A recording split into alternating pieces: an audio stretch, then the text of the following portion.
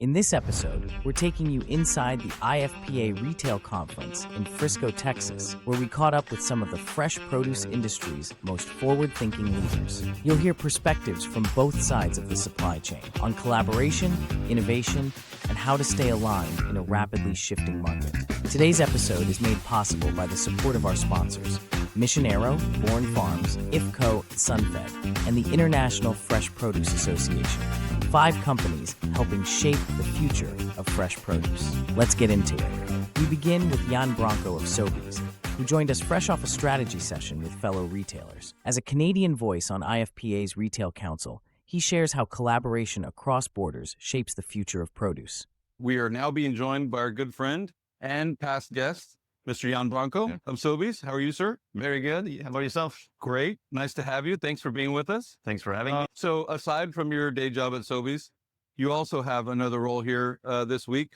Maybe you can share with us what that is. I'm the retail chair of the council. Interesting fact, I'm the only Canadian retailer on the council. So I have the privilege to sit with like a number of different U.S. retailers. And where we have meaningful discussions. It's to be pretty interesting, particularly from a competitive standpoint, because you sort of get rid of that. Absolutely. Right. That barrier, perhaps, that might be otherwise there when there is competition, right? Absolutely. So that has to be probably more beneficial even for you, correct? Yeah. I'm a fish in a pond, basically, because I can have all sorts of discussions with them and they're not, obviously there's not that competition, Sure. right, happening. So, which That's is awesome. Which is great. Yes. Obviously, we know IFPA as an organization brings people together, volunteer leadership throughout the year, and strategically placed adjacent to events with the retail conference leading up to it. So it sounds like you all had some meetings. So we're about halfway through the day now.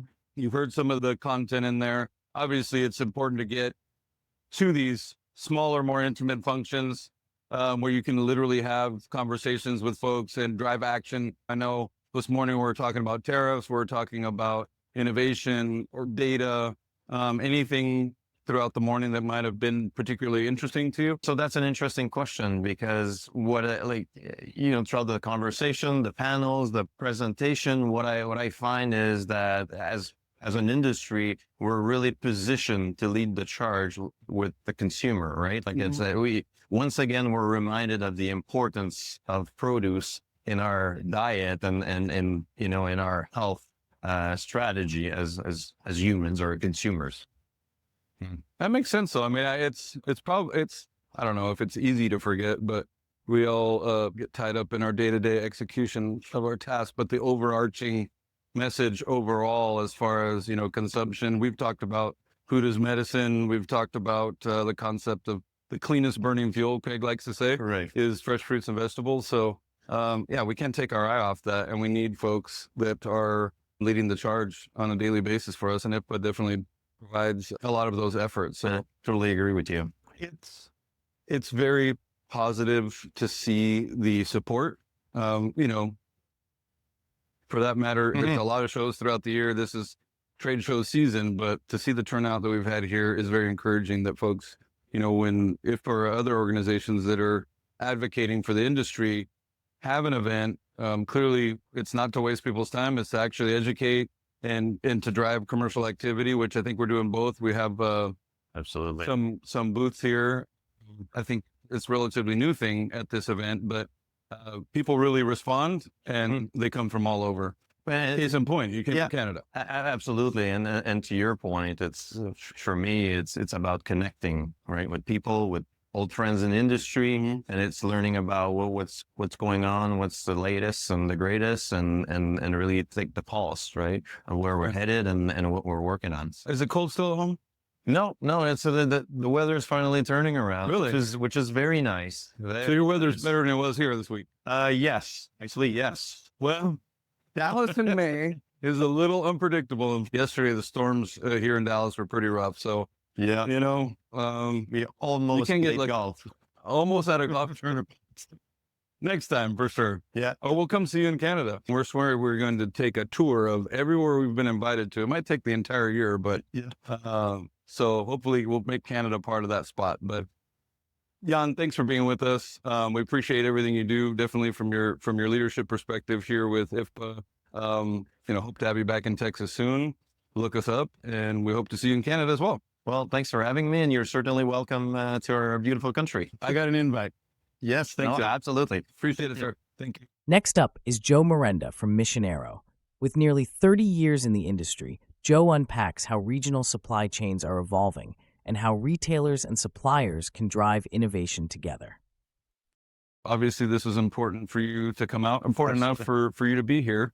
Tell us a little bit about what you've seen and heard and what you've experienced while you've been here. I think the key to this show is really about hearing what IFPA is doing, what the retail community is doing, and try to form some alignment between what they're seeing and what we're seeing, and try and get those messages aligned so that we're all kind of heading in the right direction. Because right now, with all the questions around tariffs and all the questions around the consumer and recessions and everything else, everyone's got questions, and we don't really have like an industry answer. So I'm hoping that the format that they do here kind of leads to project-based work with other retailers and with other suppliers. So maybe we can get some alignment on a path to go forward. So, I mean, that's really the main goal of the show. Probably easier to drive action from an event like this. I mean, we all love the large conferences. This is a very intimate setting, smaller group of people, clearly a lot of decision makers. So from an action-oriented standpoint, coming out of here with something to actually act upon is more probable. Well, yeah, So- it's always better to get out of the echo chamber of talking to all the other guys in the industry and getting multiple retailers' perspective on what their main issues are. Mhm. So, we think we know what we're doing is right, but when you hear it from multiple voices, from multiple different angles, you get a much different perspective, and you go back and you can react to it. Mhm. And the intimate setting makes that possible, to make sure you got 5 minutes, you're talking to everybody. Here, you're sitting down at a table with someone the entire day. So you do get a little bit more, you get a deeper sense of where they're at.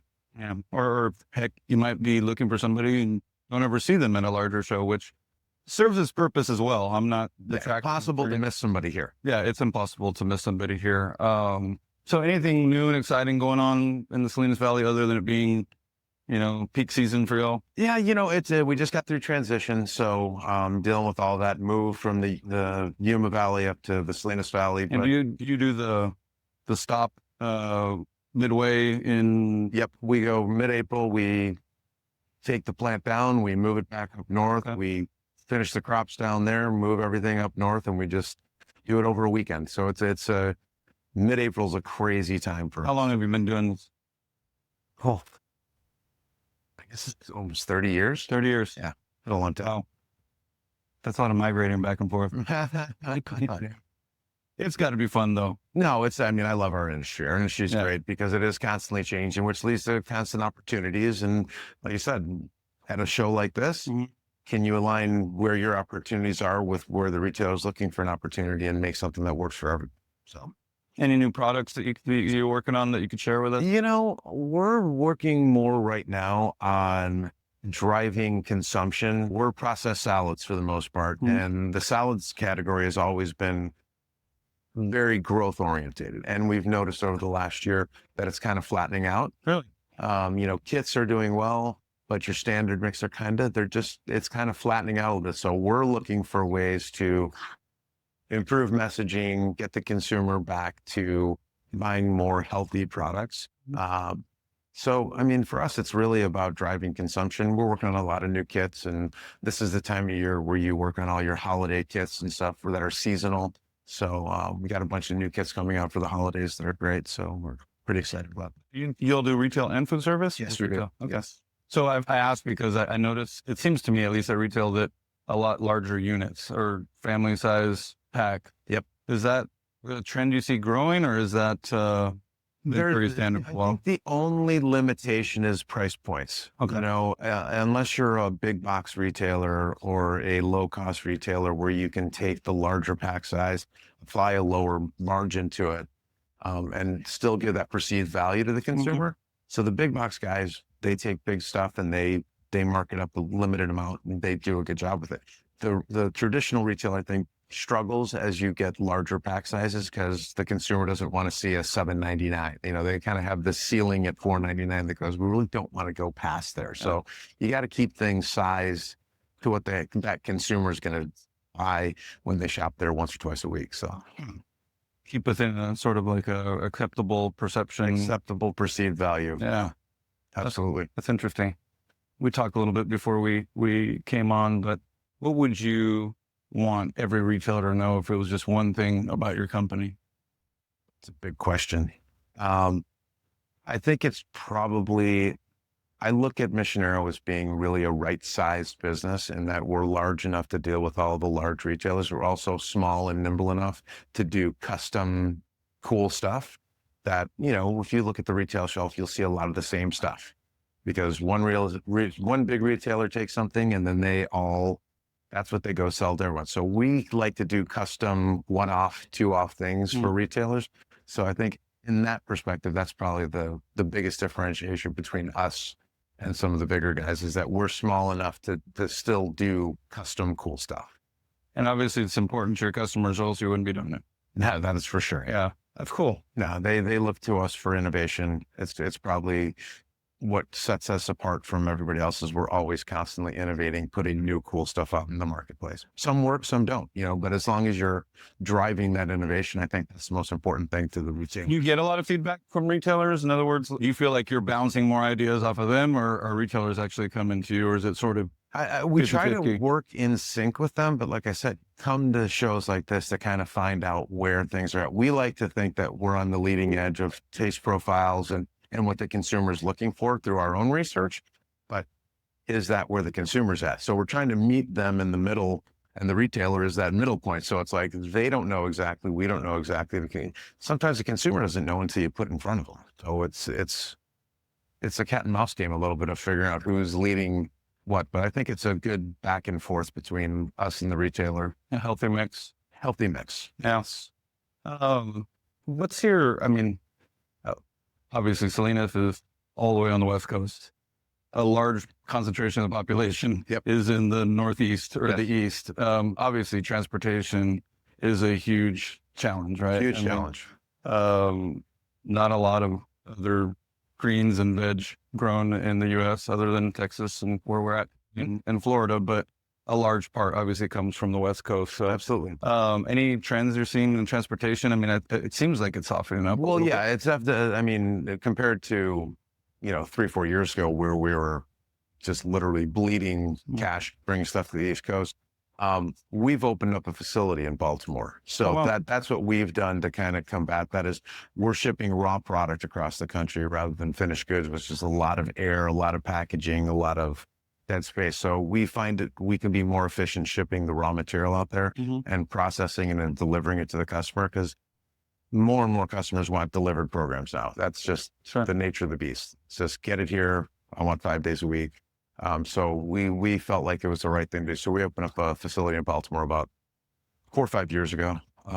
That's really helping to combat that because now we have a central location to bring everything and ship everything out from. That makes sense. Is there any value-added product that goes into that you don't grow into those items? Maybe like a kit, for example? Yeah, we'll bring kit components in either from the West Coast or the Midwest where we can get the kit components and bring them in there and do the same thing. And just we're aggregating what we're doing, bringing other products in, even consolidating stuff for other producers that are doing complementary items, and we deliver those with our product just to fill up trucks. You got to fill the truck up or else it's very inefficient.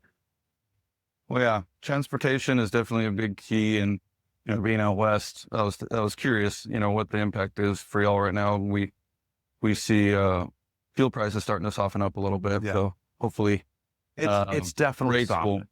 Definitely softened. Follow suit. Well, we'll let you get back to the action inside, to the education. We'll see you here in a little bit. And thanks for being with us. Good to see you. Thanks, Joe. Appreciate it. Pleasure. Thanks, guys. And finally, we spoke with Joe Watson of IFPA, who reflects on the purpose behind the retail conference and the growing energy behind this tight-knit gathering of industry leaders. The very handsome young man standing next to me, Mr. Joe Watson with International Fresh Produce Association. Joe? Hey, Ed. A little bit of a sigh of relief, right? A little bit. It was a great day, though. It certainly was. Great 2 days, actually.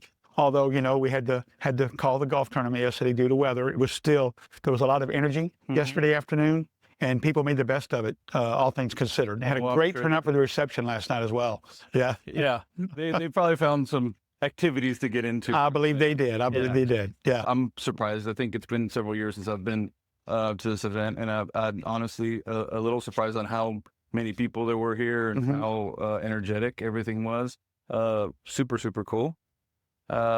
Even this afternoon, as we were talking about here a minute ago off camera, that typically with folks need to travel, they might slip out early, but everybody was still here and engaged, and really a testament to not only the membership, but the staff and the content. So very, very cool to see. No, it was. And last year's event, as successful as it was, the feedback we heard from the members or the attendees was that they wanted to have an opportunity to talk more to each other. And so we took that feedback and we built in the closing session we had today that went about 90 minutes actually. And the tables were able to partner up and talk about how to build strategies between supply side and retail on the value proposition aside from price. And they came up with some amazing concepts that they all shared out as groups. We had 8 different groups that shared out. And I believe the feedback we got was just tremendous. And I think they really enjoyed that opportunity to just talk amongst themselves and have those interactions and so forth. So it was really, there was, again, a lot of energy, and it was really fun. That's great. Yeah. The tabletop exhibits out in the foyer there, outside of the room. Did you mention that was this the first year for that? No, we've had the tabletops each year of the retail conference. Okay. This is the 4th year of this conference, but it has grown. So we're almost doubled our tabletops from the first year of the event.